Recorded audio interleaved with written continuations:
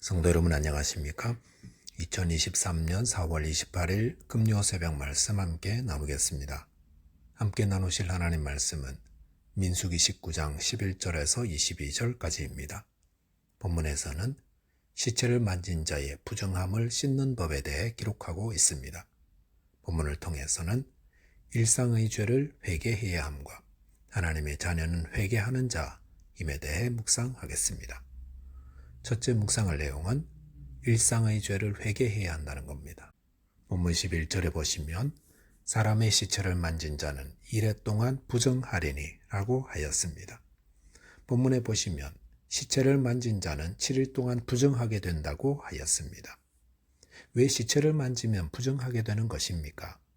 본문에서는 그 이유가 정확히 나오지 않지만 시체를 만져 부정하게 된 자가 어떻게 다시 정결하게 되는지 그 과정을 보면 그 이유를 알 수 있습니다.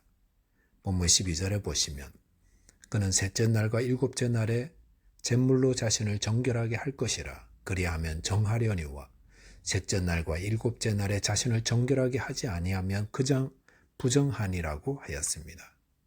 여기 보시면 시체를 만져 부정하게 된 자가 정하게 되는 것은 셋째 날과 일곱째 날에 잿물로 자신을 정결하게 한다고 하였습니다. 그런데 왜 부정하게 된 몸을 즉시 첫째 날에 씻게 하지 아니하고 셋째 날과 일곱째 날에 씻게 하신 겁니까? 그리고 13절에 보시면 잿물로 씻으라 하지 않고 단지 잿물은 뿌리는 용도로만 사용하게 하신 것입니까?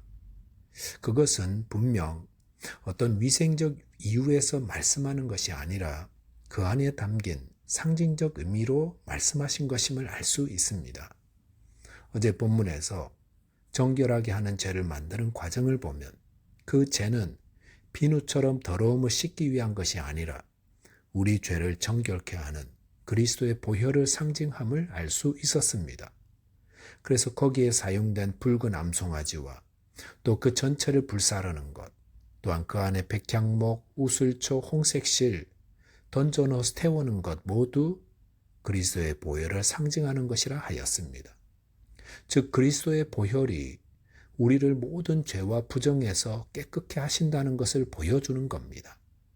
그러므로 다시 거꾸로 돌아가서 시체를 만진 자의 부정을 비누로 씻어서 정결케 되는 게 아니라 부정을 씻는 죄와 물로 가능하다 했다는 것은 시체를 만져 부정하게 되는 것은 위생적인 이유에서가 아니라 어떤 상징적인 이유에서라는 것임을 알 수 있습니다. 어떤 상징입니까? 시체란 죄로 인한 죽음의 상징입니다. 시체를 볼 때마다 우리는 죽음을 봅니다. 그리고 그 죽음은 죄의 결과 아닙니까? 그러므로 죄로 인한 죽음의 결과인 시체를 만지면 부정하게 된다는 것은 죄로 인해 우리가 부정하게 됨을 보여주는 겁니다. 그리고 그 죄로 인한 부정은 무엇으로? 그리스도의 보혈로만이 정결케 된다는 것입니다. 본문 14절 이하에 보시면 이 죽음의 개념은 더욱 확대됩니다. 14절에 보시면 비록 시체를 만지지 않았더라도 사람이 죽을 때 그 장막 안에 함께 있는 것만으로도 그 사람은 부정하게 된다 했습니다. 그리고 그 장막 안에 뚜껑을 열어놓은 그릇들도 다 부정하게 된다 했습니다. 이것은 죄로 인한 영향력은 상상 이상임을 알려주십니다. 즉 시체가 죽으면 이내 부패하여 악취를 풍기면서 온 방 안의 사람들과 그릇들까지 오염시키듯 죄는 그 영향권 아래에 있는 모든 것을 오염시키고 부패시키는 성질을 가지고 있다는 것입니다. 그렇기 때문에 16절에서도 사람의 뼈나 무덤을 만지기만 해도 이래 동안 부정하다 하였습니다. 오늘날 저희가 살아가는 세상 온통 죄로 가득하다 할 수 있습니다. 의식하든 의식하지 않든 저희는 죄의 문화 가운데 영향을 받으며 살아가고 있습니다. 보는 것들이 죄요, 듣는 것들이 죄입니다. 그러므로 하루를 살고 잠자리에 들 때 우리는 우리 자신이 하루 동안 얼마나 많은 것들로 부정케 되었는지를 알아야 한다는 겁니다. 그래서 그리스도의 보혈로 우리의 생각과 마음의 죄로 부정케 된 것들을 정결하게 해주시기를 간구해야 합니다. 그리스도의 보혈로 정결케 되기를 구하는 회개는 부흥회 때만 하는 것이 아니라 일상에서 늘 해야 하는 것입니다. 저와 여러분이 날마다 그리스도의 보혈로 죄를 회개함으로 정결함으로 하나님을 섬기는 자 되시기 바라겠습니다. 둘째로 묵상할 내용은 하나님의 자녀는 회개하는 자다라는 겁니다. 본문 20절에 보시면 사람이 부정하고도 자신을 정결하게 하지 아니하면 여호와의 성소를 더럽힘이니 그러므로 회중 가운데서 끊어질 것이니라. 그는 정결하게 하는 물로 몸을 씻을 것이라 저녁이면 정결하리라라고 하였습니다. 여기 보시면 자신을 부정해서 정결케 하는 것이 얼마나 중요한가 하는 것을 알려줍니다. 만약 사람이 부정하고도 자신을 정결하게 하지 않으면 그 결과 그는 여호와의 성소를 더럽히는 것이며 그리고 회중 가운데서 끊어진다라고 하였습니다. 회중 가운데서 끊어진다는 것은 이스라엘 공동체에서 쫓겨나거나 멸망케 되는 것을 의미합니다. 누가 회중 가운데서 끊어지는 형벌을 받는다 했습니까? 부정케 된 자가 아니라 부정케 된 것을 알고도 자신을 정결하게 하지 않는 자라 하였습니다. 우리는 모두 죄 가운데 살아갑니다. 그 말은 알게 모르게 사람들은 다 부정하게 된 자다라는 것입니다. 이사야 6장 5절에서 이사야는 이 사실을 깨닫게 되었습니다. 그랬을 때 그는 화로다 나여 망하게 되었도다. 나는 입술이 부정한 사람이요 나는 입술이 부정한 백성 중에 거주하면서 만군의 여호와이신 왕을 배웠음이로다라고 부르짖었습니다.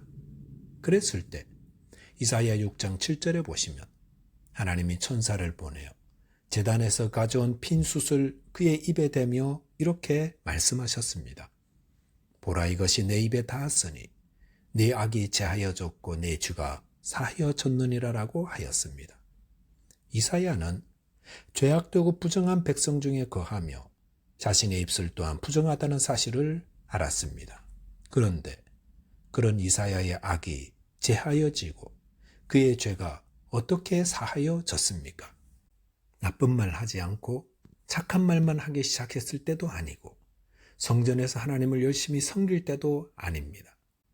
이사야의 죄와 악과 부정함이 제하여지고 사해지고 깨끗하게 된 것은 자신이 죄인됨과 부정함을 깨닫고 탄식할 때 임한 하나님의 은혜 때문이었습니다. 우리의 죄는 어떻게 용서함 받는 것입니까? 그것은 우리가 어떤 일을 해서도 아니고 전적인 하나님의 은혜 때문입니다. 우리가 교회를 열심히 했기 때문에 우리의 죄가 용서받는 것이 아니고 우리가 선한 마음을 가졌기 때문에 우리의 죄가 용서받는 것도 아닙니다. 죄 용서는 전적인 하나님의 은혜입니다. 이 땅은 죄로 충만하며 그 안에 사는 우리는 모두 직접적으로 또 간접적으로 죄의 영향 아래 있습니다. 그 말은 우리 모두 다 죄인이라는 것입니다. 부정한 자라는 겁니다. 그러므로 이 사실을 알고 하나님 앞에서 탄식하며 죄 용서의 은혜 받기를 사모하는 자 될 때, 그럴 때에 우리는 하나님의 용서를 받고 정결함을 받는 것입니다. 우리가 꼭 기억할 것, 그것은 하나님이 받으시는 하나님의 자녀는 죄 없는 자가 아니라 자신의 죄를 예수의 보혈로 씻어 회개함으로 영적으로 정결케 된 자다라는 겁니다. 그런데 부정한 자가 정결하게 하는 것을 누가 해야 합니까? 그것은 다른 사람이 해줄 수 있는 것이 아니라 나 자신이 하는 것이라 했습니다. 즉 자신이 부정함을 알게 되었다면 다른 사람이 나를 위해 회개해 줄 수 있는 것이 아니라 회개는 나 자신이 하는 겁니다. 교회가 나의 죄를 대신해서 회개해 줄 수 있는 것도 아닙니다. 요한일서 1장 9절에 보시면 만일 우리가 우리 죄를 자백하면 그는 미쁘시고 의로우사 우리 죄를 사하시며 우리를 모든 불의에서 깨끗하게 하실 것이오라고 하였습니다. 하나님의 자녀는 죄 없는 자가 아니라 자신의 죄를 회개하는 자입니다. 저와 여러분이 자신 안의 죄를 회개함으로 하나님의 용서의 은혜를 누리는 하나님의 자녀 되시기를 바라겠습니다. 기도하겠습니다. 하나님 아버지, 저희의 죄를 속하기 위해 예수 그리스도께서 보혈을 흘려주시고 그를 믿는 자마다 죄사함의 은혜 주심을 감사드립니다. 저희 모두 날마다 자기 안의 죄를 회개하며 용서의 은혜를 누리는 하나님의 자녀된 자 되게 하여 주옵소서. 예수 그리스도 이름으로 기도하옵나이다. 아멘. 오늘도 주 안에서 승리하는 하루 되시기 바라겠습니다. 감사합니다.